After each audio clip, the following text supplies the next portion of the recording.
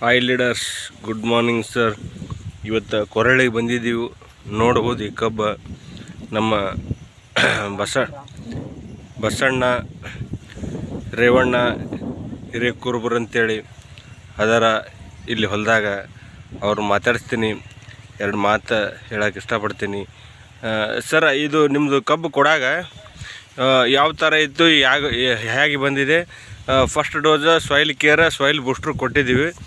ಕಬ್ಬು ಹೆಂಗೆ ಬಂದದ್ರಿ ರೈತರ? ಚಲೋ ಬಂದದ್ರಿ. ಕಬ್ಬು ನಿಮ್ಗೆ ಹೆಂಗೆ ಅನಿಸ್ತದ್ರಿ? ಚಲೋ ಅನಿಸ್ತದ್ರಿ.